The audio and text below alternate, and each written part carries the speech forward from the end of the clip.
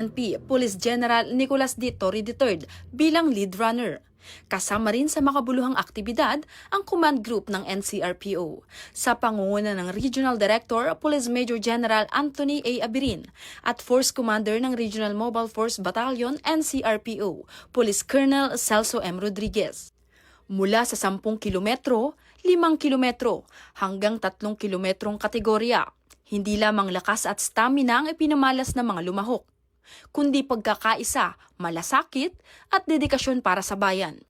Higit pa rito, ang masiglang pagtakbong ito ay sumasalamin sa mabilis na pagkilos at kahandaan ng pambansang pulisya, tulad ng 5-minute response time na itinataguyod ni Chief PNP para sa agarang serbisyo at proteksyon ng mamamayan.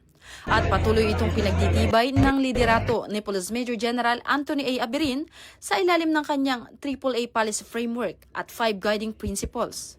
Isang pagtakbong may saysay, isang adhikaing makabayan para sa mas ligtas, mas mabilis at mas maunlad na Pilipinas.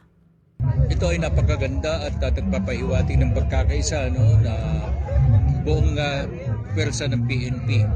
At napakaganda ng ganitong isang event na kung saan makikita natin yung stamina ng bawat isa at kahandaan ng bawat isa. Ito ay preparasyon para sa pagtugon sa anumang responde.